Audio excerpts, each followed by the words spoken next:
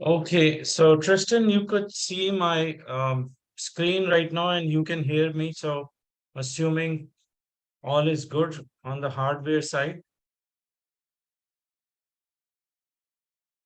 Now, on the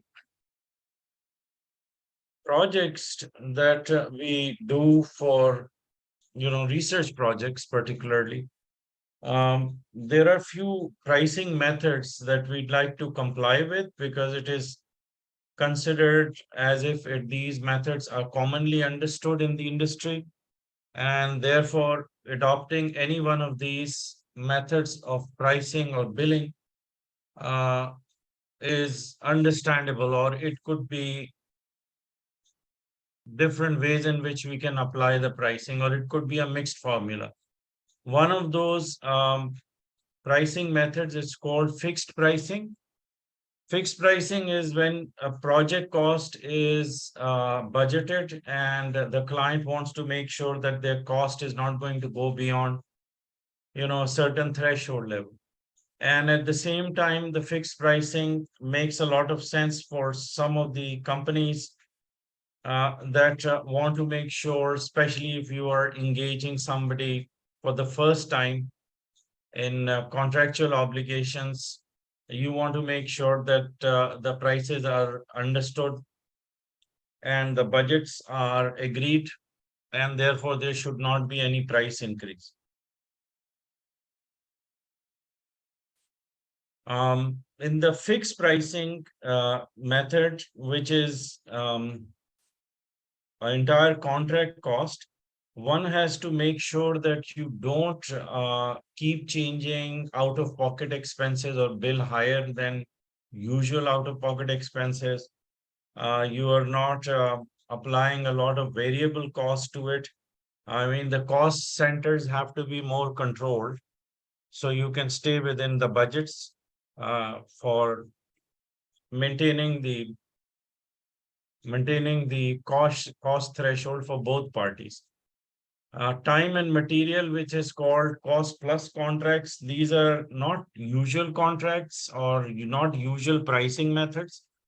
Because what happens in cost plus is that you agree certain hourly rates with the client, and the client knows you well from before, or you're reputable enough that the client knows that your hourly rate, once they've agreed to it, you can add premium or what is assumed to be um, the profitability or the profit margin. So let's suppose my cost, which apparently also includes slight profit also. It's not like when I'm giving my cost on hourly basis for a project, I'm not including a little bit of profit, but let's say it is an agreed price on hourly basis. And then you tell the client that, look, your project, once it is finished and the total um, hourly rates are applied, you're going to give me 20%, 30%, or 5% premium on top of that. And that 20, 15, or whatever added percentage the client is going to pay on top of your invoicing is what we call cost plus contract or time and material contract. The advantage of this method for both parties occurs due to the um, situation where the client is not 100% sure how much what is the volume of the data, or if the research cannot be fixed because it is so diverse, and therefore you don't know where the project cost is going to go. It is usually for government contracts, sometimes the kind of contracts that are between parties that are not doing the business for the first time, so they know the hourly rates and then they agree to pay the premium. So time and material also means that it is very hard to determine the cost centers because of the nature of the research. And therefore, whatever your material cost is plus your hourly labor cost is, you're going to add it together and then put that premium or agreed percentage on top of it. So that is a time and material contract. Then there is risks and rewards. Risks and reward means that you know that your client is not has not got enough budget for the research, or you feel that your client has a potential on the higher side to be successful and make lots of money later. So you may want to give them a break, and especially for the startups, and instead you would say, okay, I would exchange it for some of the shareholdings in that company or that business, or I'm willing to take the risk where when you make money, I'm going to charge you a premium price for my research work. So that is risks and reward. Retainer based pricing is another kind. It is more seen in the case of law firms or service businesses that want to take some money from the client ahead of time, as if they're uh, kind of held in a trust account, so that that amount would ensure that there is some security for the researcher to I'm sorry, there is yeah, well, for the client rather, there is some sort of security where the client wants to ensure that they are not going to pay outfront everything, or they're not going to pay a lot of money in advance, but rather want some assurance from the research company to ensure that they would be billing the client on regular basis after the client puts some money in a trust account, a third party account, which can be held in the trust companies as temporary advance, where the researcher makes sure that the client would pay the money after certain milestones are reached, or you have completed certain phases of your research work. And so they are more like advance payment from the client that is held by third party or trust account holder. And and the billing would deduct that amount where the amount goes lower than the threshold, or the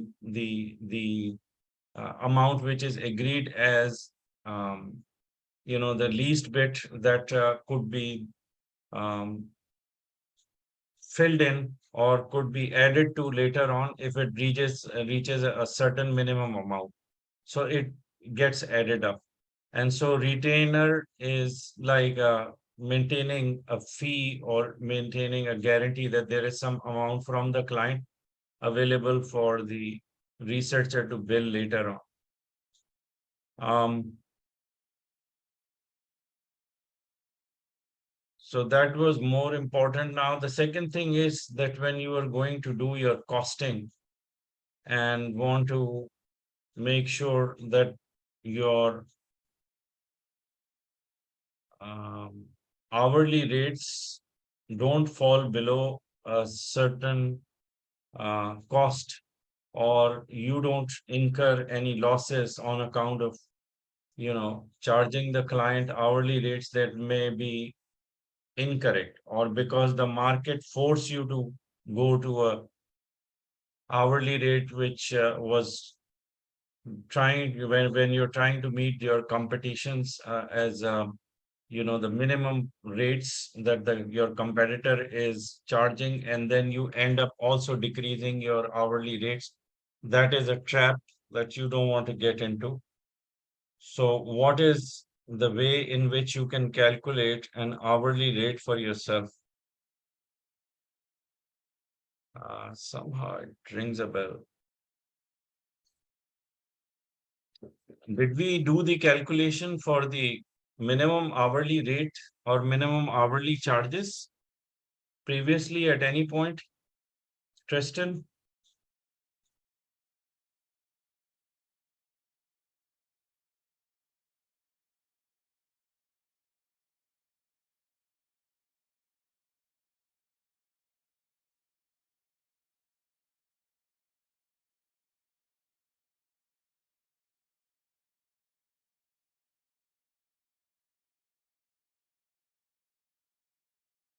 Okay, so let's quickly check this. What we did is we started with the minimum salary that you would require or the minimum amount of money on monthly basis. So that there are two calculations. There's monthly and there's annual. We are just going to do the monthly right now.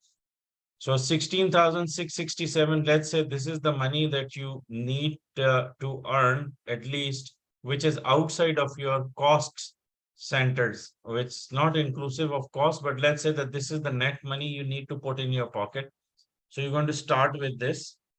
So it is 16,667, and then you're going to deduct from it the fixed cost. There are two types of cost. There's fixed and variable. I'm sure you know what the difference is.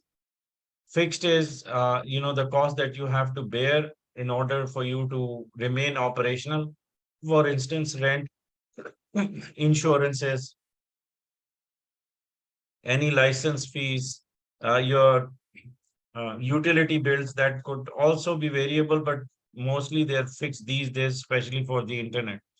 So let's say that these are the fixed costs, including rent, electricity, so utility cost, electricity, gas, telephone, internet, etc. And then you're going to keep adding all the fixed costs. And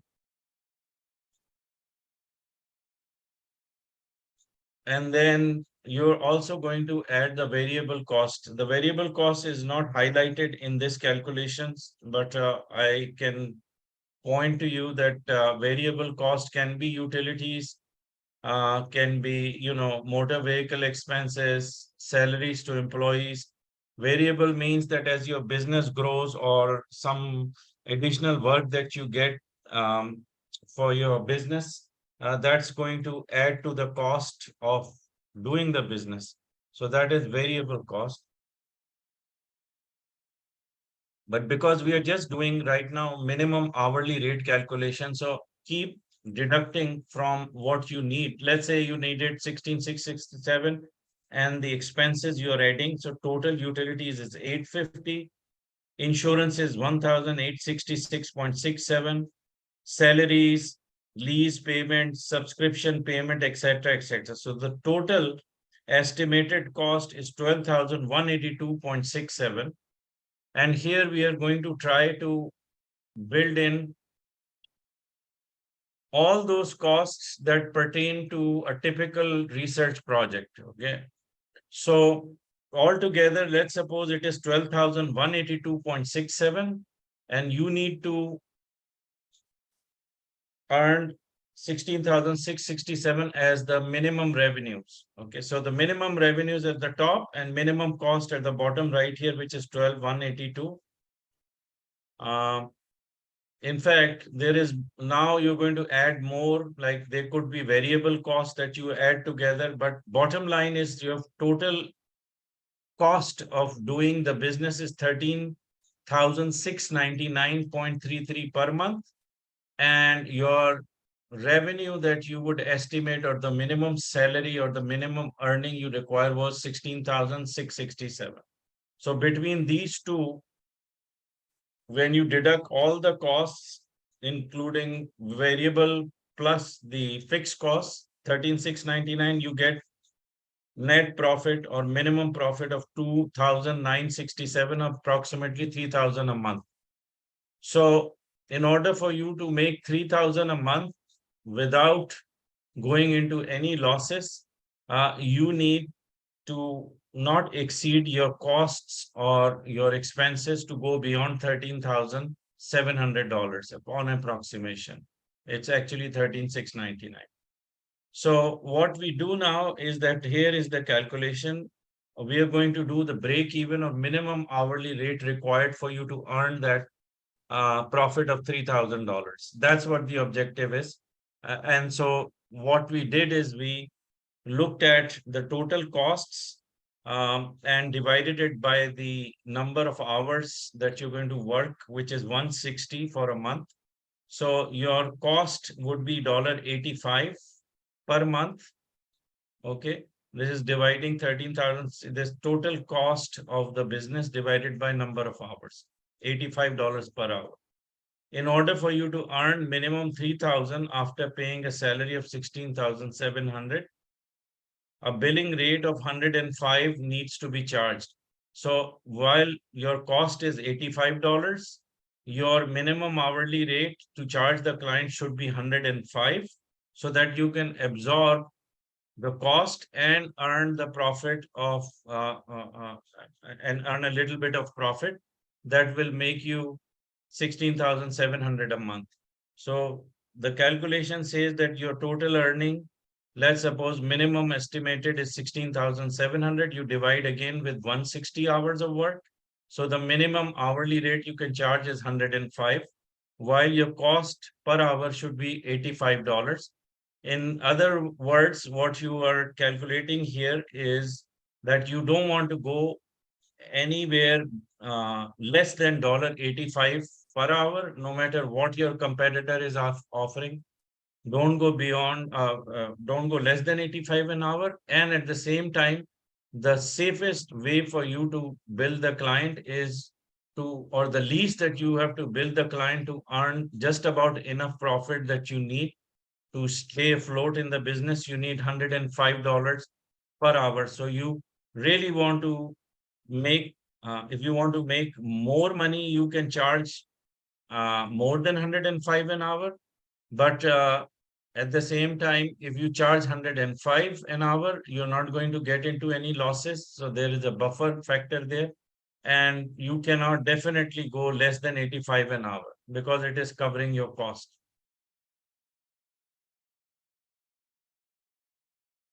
You have to do your project management based on process management,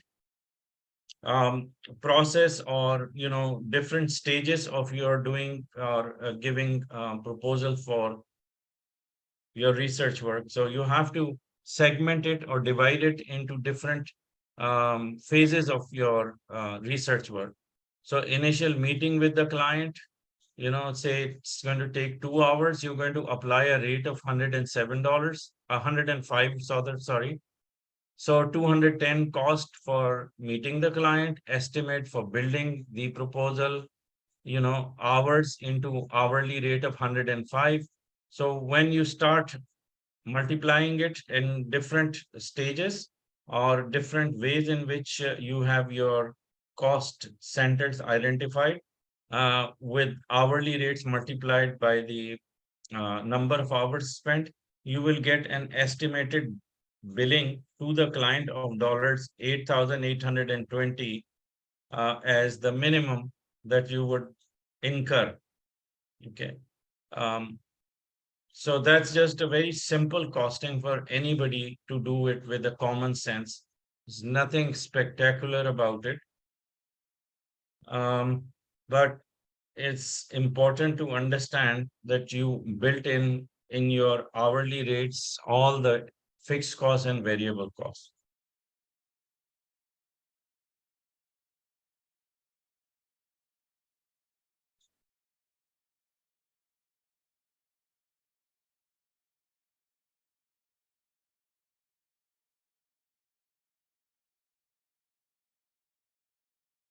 So the next topic I will be covering is the opportunities for doing research work these days, what is out there in the market, which is available as open opportunities, working as a generalist or working as specialist in certain field of research, or where your professional skills are required in certain areas like legal research, clinical research, and so on. So we will look at those opportunities that are available, readily available in the market, and especially if you want to look for them on the internet, just by sitting and using the internet, researching the opportunities. That's mostly what students are interested in. So we're going to discuss that. Um, let's just take a 10 minutes break here. I will return with identifying those opportunities for you.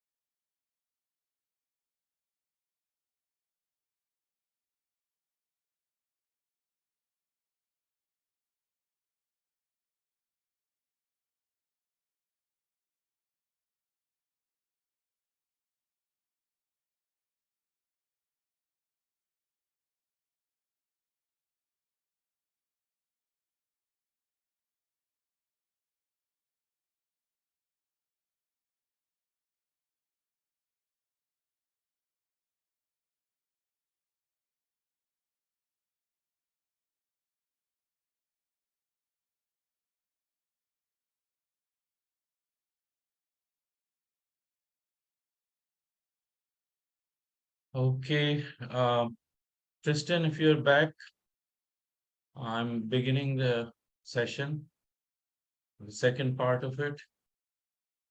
I'm going to take you to the slides now.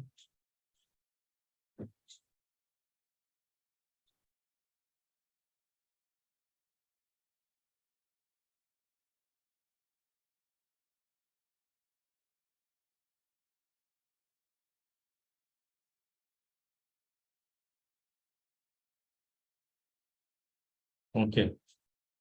So on the web, you will find there are numerous opportunities where people are actually looking for or searching for some contract work.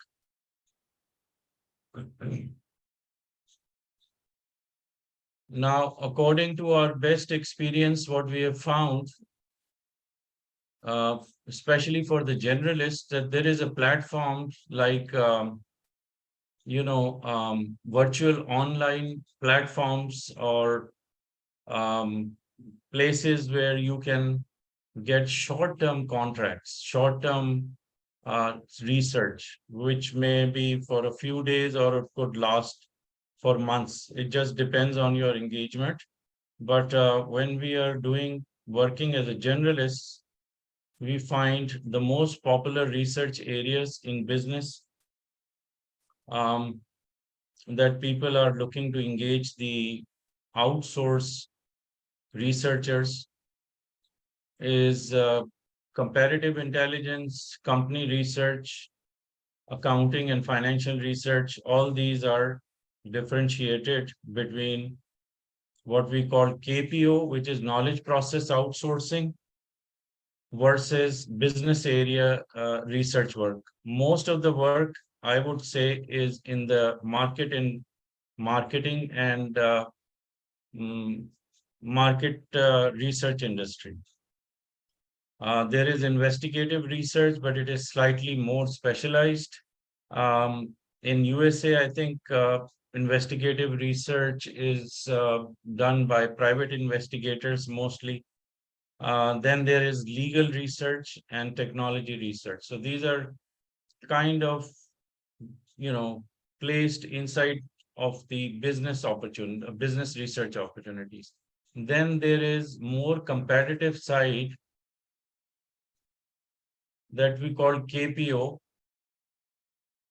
KPO, knowledge process outsourcing, means that you would be collecting leads, you would be doing data scraping, and as a generalist, you don't need specialized skills in certain professional with certain professional background. Like you can do data scraping, it could be any kind of data for which you may know if you could use some specialized queries to do that, or you can run certain softwares that use something called bots, which automatically grabs information from websites. That is also data scraping, and it's more automated. Recruitment can be another outsourced opportunity where recruiting companies may engage people to find resumes or find certain skill sets um, by looking for those skilled people that have their information on the web. Market research data, surveys, polls, focus groups, etc. But surveys, polls, and focus groups require slightly more specialized skills where you would know how to set up the surveys and how to conduct virtual focus groups. Social media research has become even more specialized these days, and people are getting trained in finding information from within the social media platforms.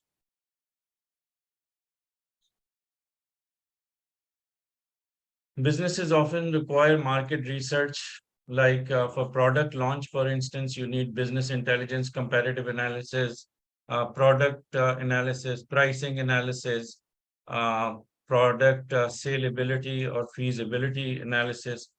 Then you've got surveys, which may include a lot of um, specialization in finding those resources where you can collect the qualitative information from, such as sentiments, trends, consumer preferences, and so on. And then there is industry reports, financial equity, supply, demand, risk analysis, etc. So the factors to consider when you're doing project price determination, I think we did this slide a little bit previously. Type of client, size of the project, the complexity of the project. Complexity is something that we touched upon, and I told you that there could be different ways in which complexity can be determined. And by the way, all these itemized price determination factors are listed here, and they work with each other, or they are dependent on each other, or somehow the relationship needs to be created between them, like the volume of data, type of engagement, if it is subcontracting or direct contracting. A lot of times in research, you may have to engage some specialists and pay them for their expert opinion also. Um, Acceptable pricing method, you have to make sure that you have worked something out with the client um, through mutual understanding that which pricing methods can be used. Like sometimes, like let's say expenses which are out of pocket, or something for which you would say that you have to mark them as contingent upon certain situations, those have to be factored in as well. And and these are some risky areas where you would also legally have to work it out with the client for better understanding where the price can suddenly go up or go down, and these should not be part of your regular hourly rates, but something for which you provision for. Then you've got and by the way, the billing and the costing, these are two different things. The pricing is another um, another area. Pricing or billing is what you're going to charge the client. Cost is where you are going to give your hourly rates as fixed rates. So if the billing is to be sent to the client, at what time you have to send the billing, how you're going to set your billing tables, or ways in which you're going to make your invoicing. Generally, in professional research work, there is a special format that people use. It is not like as if it is determined to be exact the way I'm going to explain it to you, but this is what we use as a format. And this format is generally accepted as more transparent and is more detailed. So I'm going to show you an invoice, a sample of the invoice, give you an idea how you would be billing the client. Let me open up the book here that has given a sample of that invoicing.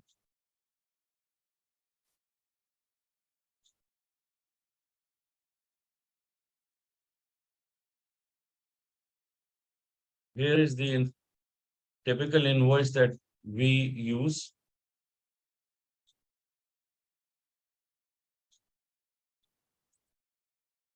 This is our invoice that we send to the client, and this is the billing method, or how we are going to set the costs and make them more visible for the client. So let's suppose over here, you could see that we have actually on the left-hand side, or this column has got the costs that are attributed to different phases or different cycles of doing research. So on the left-hand side, you could see it says research problem assessment and planning. So for this area, we have the bill that is set in this box right here with the horizontally placed. You could see that the basis we have written as actual, the total number of hours is 35. How they are split and built into 35 hours, you could see that on the right hand side, we have actually started um, to break the 35 hours into 4 hours for level one staff, 2 hours for level two, 24 hours, level three is 3, level 4 is 4 hours. And each level at the top is actually part of the contract where you have explained to the client that what is the meaning of level one staff. Level one has certain expertise or certain skill sets for which they are charged different prices. Level two goes this works with the same way, and you could see that when we look at the 35 hours altogether, over here we are actually specifically mentioning the timeline and also the the general caption or the heading of this research problem assessment and planning. So at this stage, it's 35 hours. And so it continues: research approach, research design, data collection, data analysis, reporting. So these are all billing centers, and these are the totals. And the hourly rate for level one staff engagement for 4 hours, 20, 40, 10 in different segments of research is total 126 hours, and the rate is $120 an hour. Similarly, the rate in level two is $80, level three 65. So when we multiply the hourly rate with the total number of hours spent in level one in all these different areas or different segments of research, we get a total of $15,120. And so it just adds up: 38 multiplied by 65, 32 multiplied by 45, 1,440 here, 2,470, 2,320, and so on. So the total cost is 39,350. And this is timesheet and hourly charges. And then you're going to add material and other overheads. So with the other overheads, you have done the calculations. As you could see, 600, 3,900 for paid data, membership, and so on.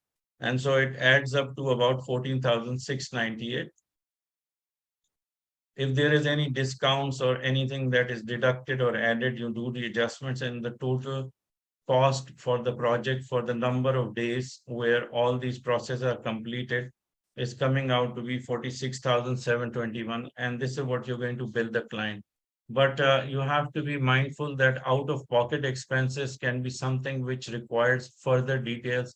Like you need to place the actual bills and that would be part of your billing, uh, your invoice, and each of these can be an attachment. So it says see attached expenses schedule, C, D, E, and all that. So now everything is black and white. It is more visible and it is easily acceptable, giving less chances for the client to question you. So you can use this format for your, billing purposes.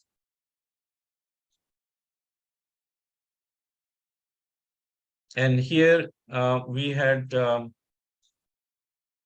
looked at how the process of exchanging document happens between you and the client.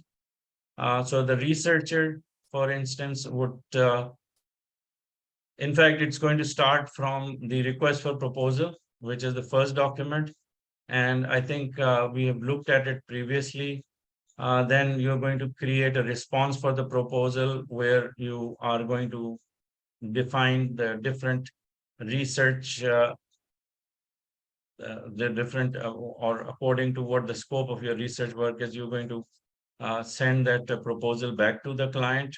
After that, you're going to close a contract with them. So this contract is what I did not discuss in detail. So if you get done with the research service contract, that's when you're going to actually start your research work. In the research where it ends, usually it is very hard to close the research work. This is a skill like any other skill.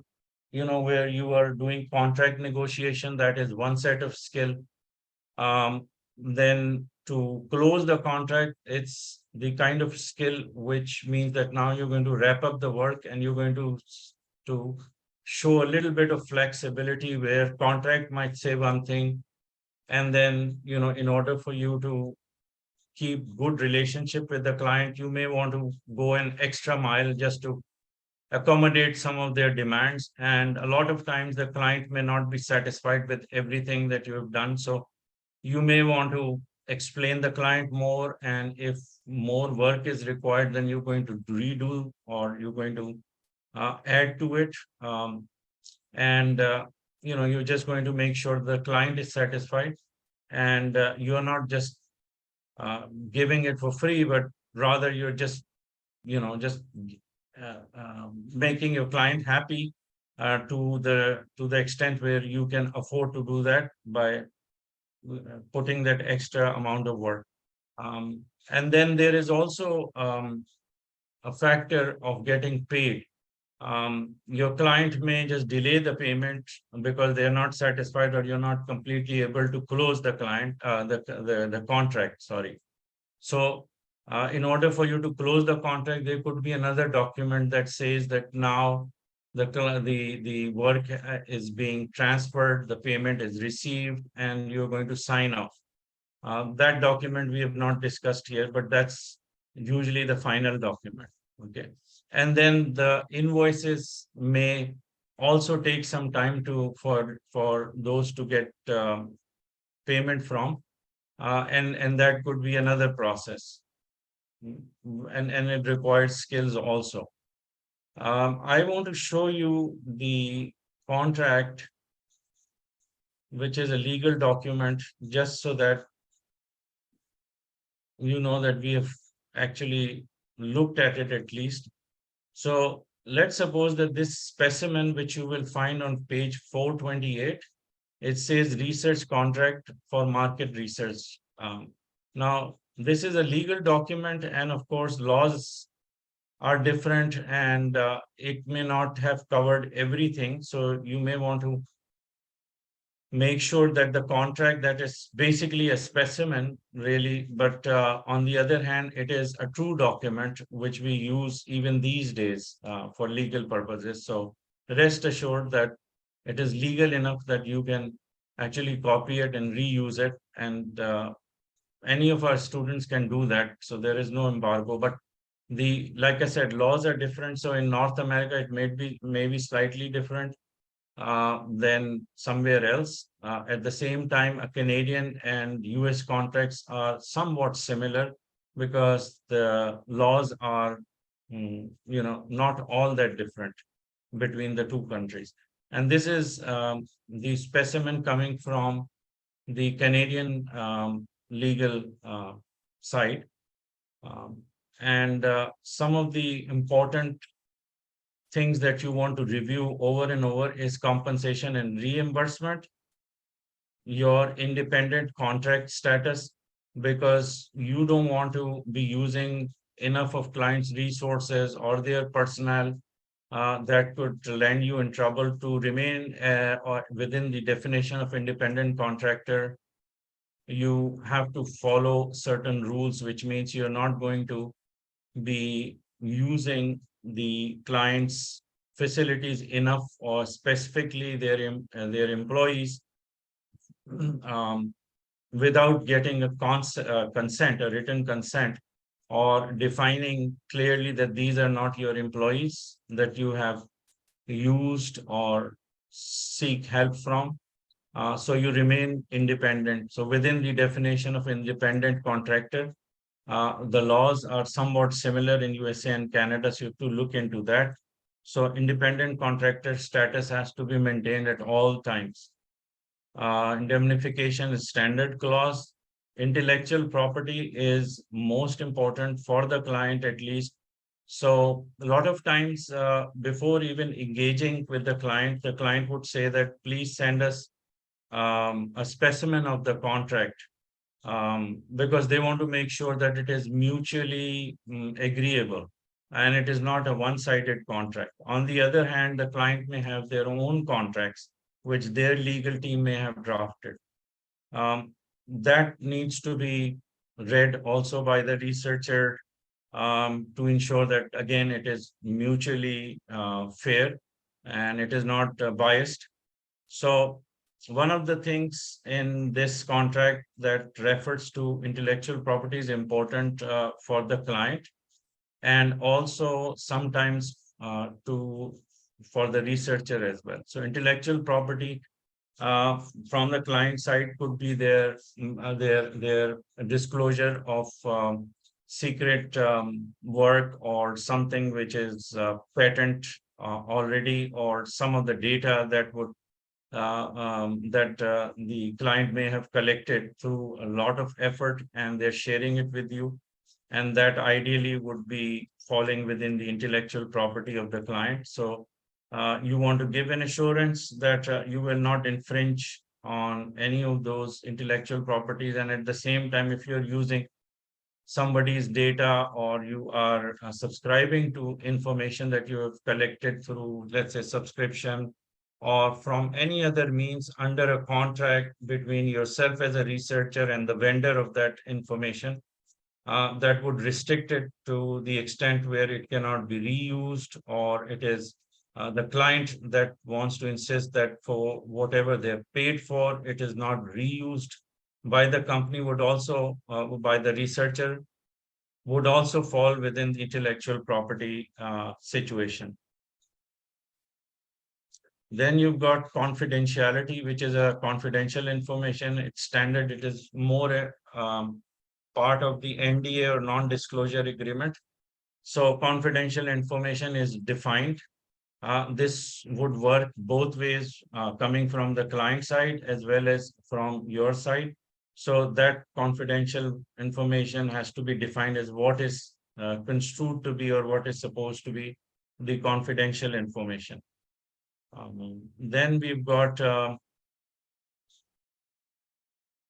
termination of the contract is also important. Like, if there is a if the contract needs to be finished up, then anything that needs to be returned back to the client, or whatever is part of the termination of the agreement at the time of delivery of your research work, that needs to be identified as how it is supposed to be done in a formal way.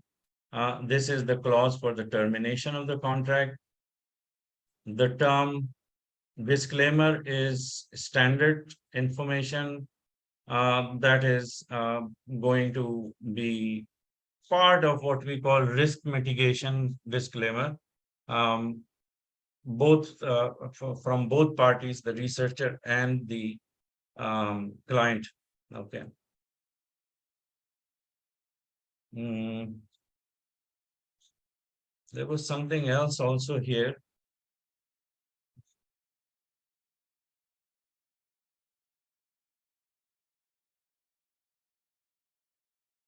The services that you're going to provide, that is actually listed over here.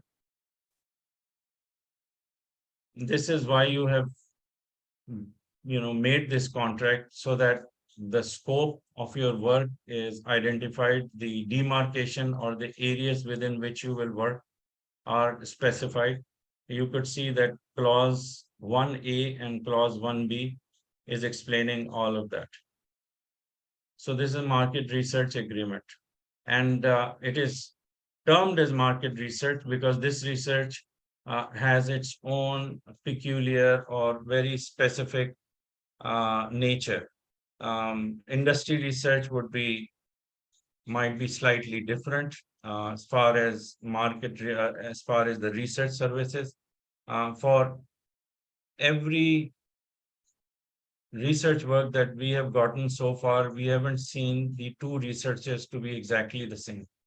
There is always something different, and they're mostly very customized. So I would say that even if it is some other type of research, you have to be very clear about the scope, or what is termed as mutually agreed terms of what needs to be delivered and what is the expectation of the client. So, and again, it depends on the type of research engagement.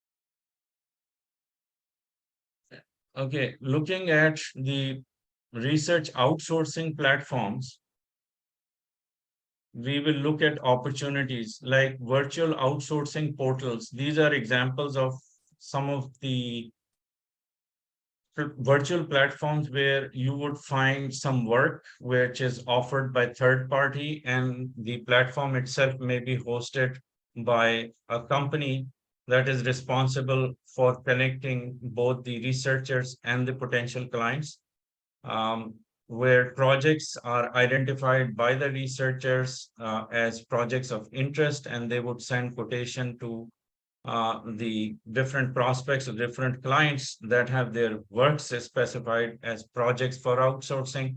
And so they both meet on the virtual platforms owned by companies like Upwork, People Per Hour, and so on. So these are all listed here. And what is the job of this platform? It's not only set for connecting the potential clients and the researchers for research work, but their job is specifically to ensure that there is fairness in contractual relationship established on virtual platforms, and they work as mediators at times, and also are responsible for collecting the money and dispersing it, or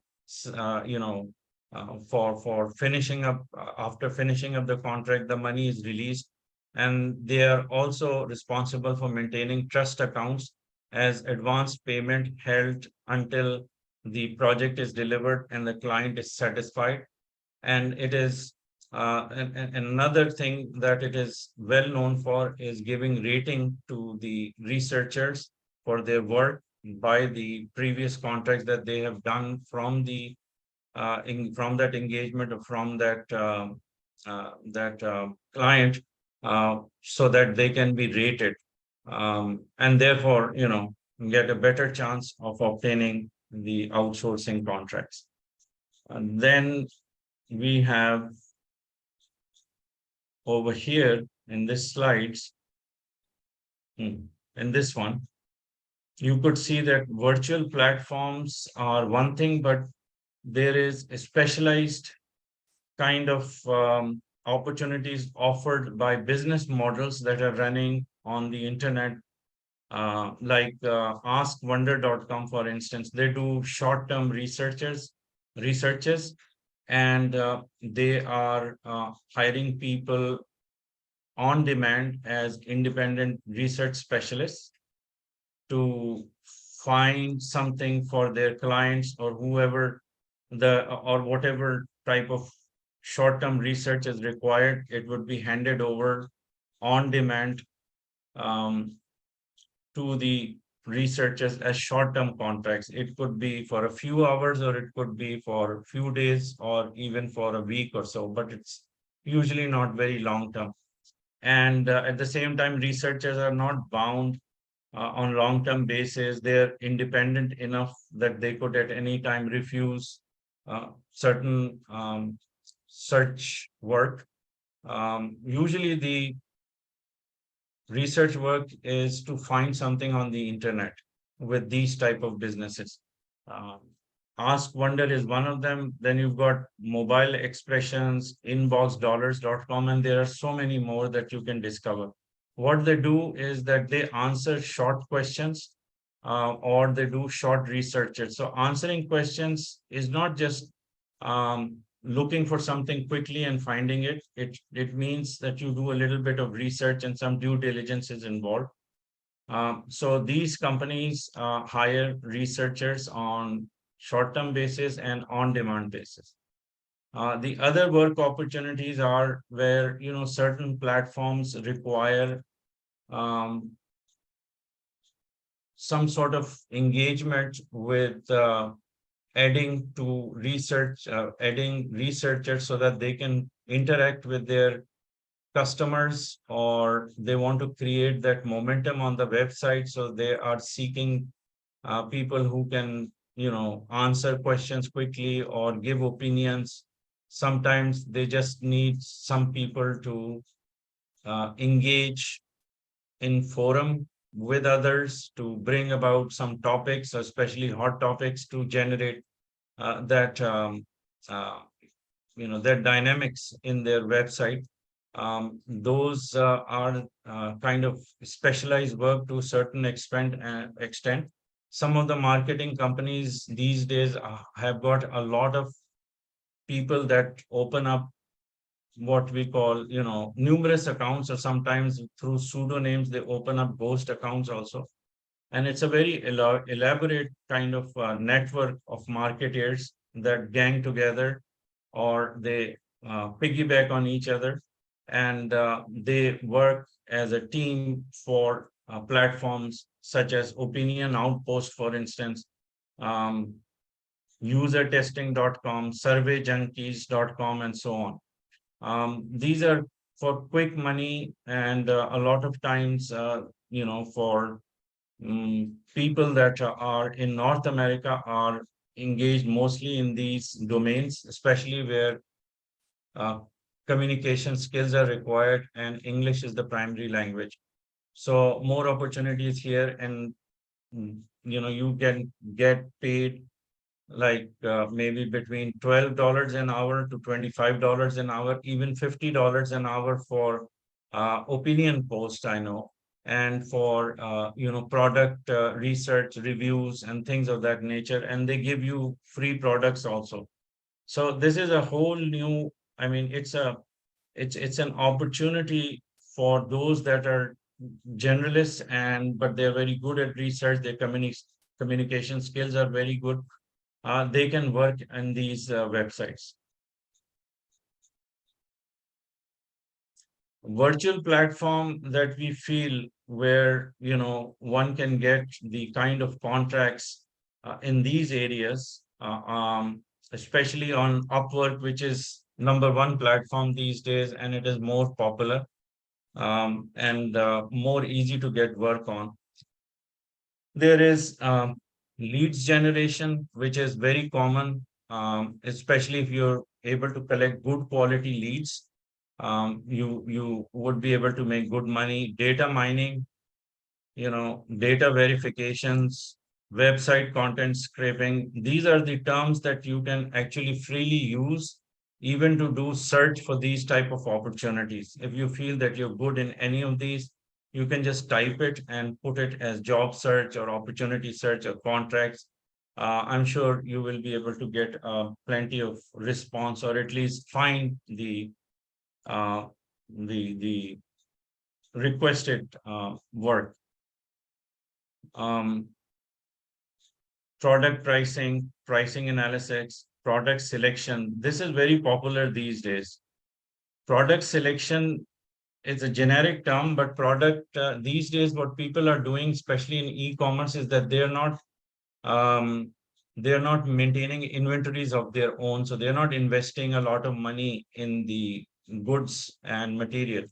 What they're doing is that they are good at marketing, which means that they can bring a lot of products to display on their website, but they don't actually inventory it. Rather, they take the orders, or they have a way of attracting a lot of response coming to that website to identify that product, and for them to buy it from their platform. Except that the actual shipping, what we call drop shipment, is done through an arrangement with the vendor or with the inventory holder that would not put their name on where it is coming from, but rather put the name of those whose orders are coming from their website, so that it seems that that they're delivering it from their own inventory.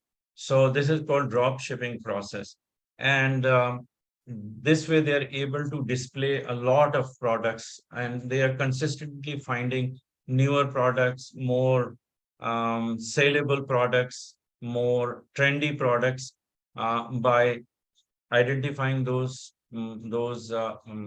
products online first, And this part is called product selection. And the more better products that you select, the better chance of selling it or making it more famous through your website. So product selection is more common. Resume search, virtual assistant, content writer, content specific research, business intelligence and analytics.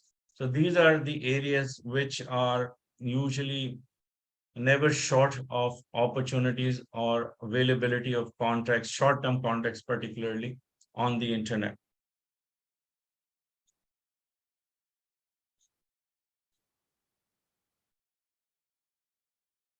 So if you're looking for just the jobs as a contractor and independent researcher, that would allow you to get involved in a long-term basis, you may want to look for online jobs, telecommuting jobs on JobVite, Bamboo, HR, all these are listed here. It's for the students to look up to find more. Perhaps some of these are not in business, I don't know, but most are, I know. Um, However, these are the opportunities where Crunchboard is one, growth hackers, pro bloggers, and so on. So these are just readily available opportunities that we'd like to list here. To recap in this slide, you could see that as an independent researcher, you could select uh, your business positioning for marketability as a generalist or subject specific research specialist. If you're a generalist under a contract, you would have these three boxes to identify with as the areas of opportunity. One is information aggregators, where you are collecting research papers and all that, and you're doing data mining of sorts. This is an additional area which companies like researchgate.com, for example, is something that hires people to do information aggregator. So free research papers, collection of information segments, even just opinions of experts, all that is information aggregators.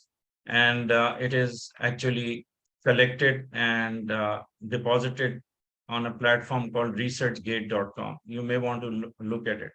Answering questions like askwonder.com and research paper collection. These could be ongoing work like justanswers.com, helpowl.com, and so on. So these are classified under information aggregator, answering questions, and research paper collection. The next platform for generalists is outsourced platforms like inexpensive bids oriented, meaning that here you might be competing with um, you know, uh, least expensive labor resource for offshore competitors in third world countries. So you may not be, but it's not a rule where I would say that, if you are on Upwork, you won't get paid enough, or it's not going to pay you more. There's a lot of clients that are coming from Upwork to us and paying premium price because their needs are different, and perhaps they have learned through experimentation that um, engaging researchers at a cheap cost will deliver only cheap results. So it's not the criteria. However, it says over here inexpensive bids. So depending what type of research it is. So this is another segment or different area, and it is placed in the box. Then we've got social networks, where you can go to Craigslist, groups, LinkedIn, Facebook, Yahoo, Twitter, follow, momsathome.com, temp work. These are just independent websites which has a la carte different types of opportunities for short-term contracts. These are differentiated here in the third box. So these three boxes with the examples given here are usually attributed to generalist researchers. And under these two blocks, you could see that we have listed the most common type of opportunities that are coming. These are listed here, and you've seen it before in the previous slides. So these two boxes under that, you could see there is a line, and this one arrow is giving a list of the most common type of research work. Truly speaking, this is not even research. It's just finding information. On the other hand, it could also have a blend of marketing or marketeers that are available online. So a true research usually is in this box, an area of expertise or specialized research. This box includes online market research. You're familiar with them. There is clinical researchers also, legal researchers, and so on and so forth. So this box is going to earn you somewhat a premium um, money compared to what you see under these three boxes.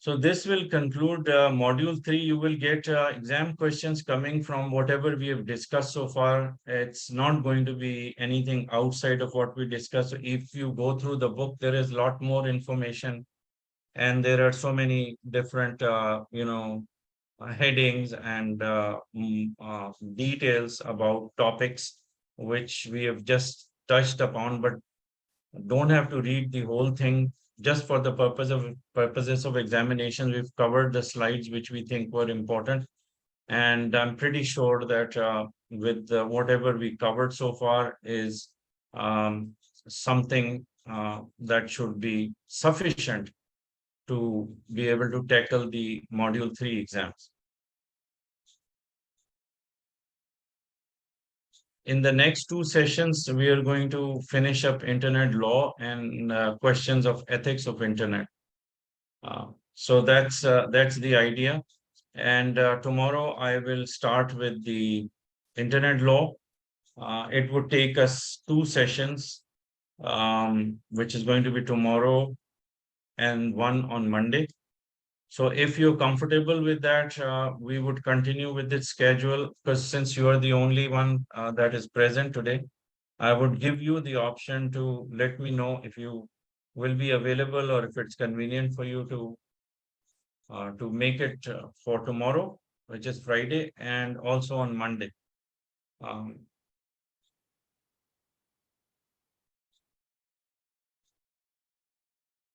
okay, great. You've been really great, Tristan. I'm really happy that you actually come to the class, because when you didn't show up the last time, there wasn't anybody else available. I couldn't be just talking to the computer, so I had to push the class a little bit further. And this was only because, of the thin attendance I'm having for this batch 1192. So anyway, so we've got two more classes. We can finish up everything. And then I'll also help you in giving your CIRS exam. More than anything else, I just want you to be able to pass that and be successful in CIRS. So I will give you some tips. Perhaps if it requires for me to give yet another session only on exams or how to pass the exam, I'll be happy to do that. So we will add that additional piece of information for later, perhaps on a time that is mutually agreeable. For now, Friday and Monday is all we've got to finish up the entire CIRS. So thank you very much for your time, and thanks for coming. I'll see you tomorrow. Okay. Bye bye.